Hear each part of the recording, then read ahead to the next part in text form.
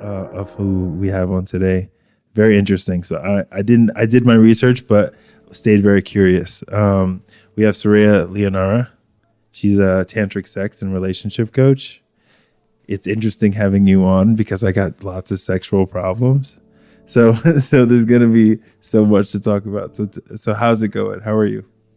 Oh, I'm doing really well. Thank you for having me here, Eric. And the truth is, I think everyone has lots of sexual problems at some point or another. It's just that nobody's really talking about them. So I'm excited that we get to talk about that and whatever else comes up today.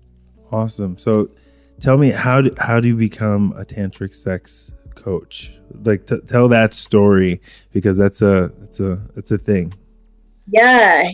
Well, it's probably not what you would expect. Essentially, I got really sick in my early 20s with kind of a whole mess of chronic illness, bacterial infections, chronic mold toxicity, things like this. And with that, I ended up losing my vitality, my zest for life, my libido. I was experiencing pain during sex. And this was kind of my first clue into how sex and vitality and zest for life are connected, was kind of seeing them both go out the door with each other. And at the time I was in a long-term relationship, and I really wanted to get this sorted out. And so along with all the stuff I was doing for my physical health, I started diving into Tantra and Taoist sexuality. And I had dabbled with them a little bit before, but I went to a weekend-long Tantra retreat, and I just came home to myself in a way that I had never experienced. It was like the most naturally high and connected that I had ever felt. Just discovered really deep levels of intimacy with myself, my partner, the other people at the workshop. Really getting to kind of see into each person in a really special way, and see myself in each person. And the practices that I learned in that weekend set me on a path of sexual healing to start working through my own traumas and blockages, and really stripping away what was in the way of health and vitality and pleasure and connection.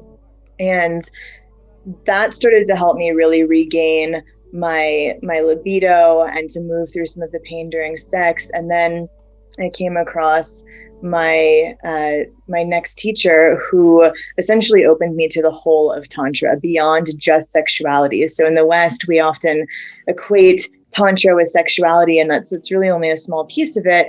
And at the same time, everything is made of sex. That's how we got here in these bodies. It's literally the energy that permeates all of existence that we're made out of.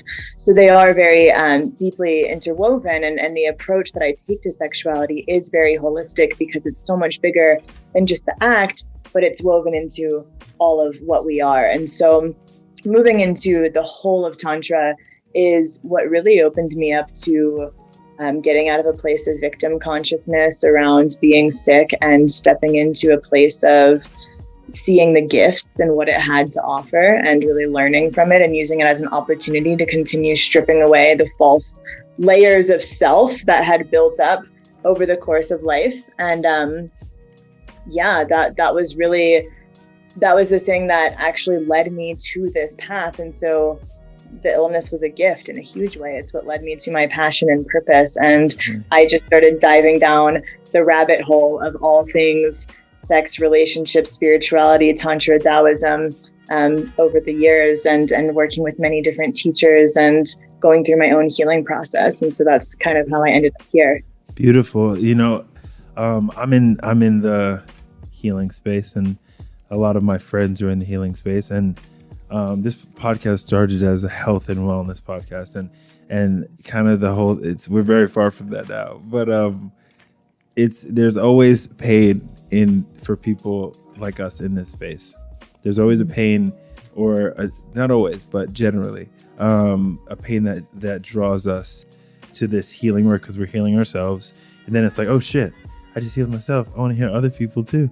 I want everybody to be free, but let's rewind it back and just get to the basics. Tantra, what is that particularly? And Taoist sexuality, that you use that phrase. Yeah, So good thing. break that down. So Tantra is an ancient approach to life and spirituality that originates in ancient India. There's many different lineages of it. And essentially it's a very holistic path where you're coming home. It's a non-dual path. So essentially waking up from the dream of duality, seeing that there is no such thing as good or bad, that it's all two sides of the same coin. And so even moving through that illness was a big piece of my initiation into understanding and embodying that concept, that it was all, leading towards something, alchemizing obstacles into opportunities, essentially, and seeing the gift in everything. And so, it's a path that involves meditation and breath work and various different practices, and coming home to wholeness, recognizing that everything is sacred because it all comes from the same source. Nothing can be more or less sacred than anything else. So the mundane, the profane, finding the sacred in everything is essentially at the core of that. And Taoist sexuality originated in ancient China, and the Taoists saw sexual health as an essential piece of our overall health.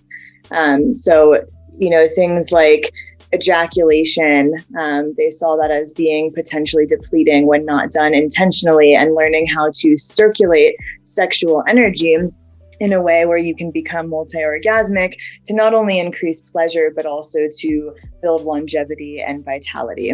And so you see some of this in both the Taoist and the Tantric paths, and there's a lot of crossover between them and things that they do very differently as well. Beautiful, beautiful. I'm actually 38 days celibate, so I'm practicing my own little thing going on. And I think I'm going to do a tantra workshop. I think that's like the next phase, like do it while I'm celibate. I think that'd be tight as fuck.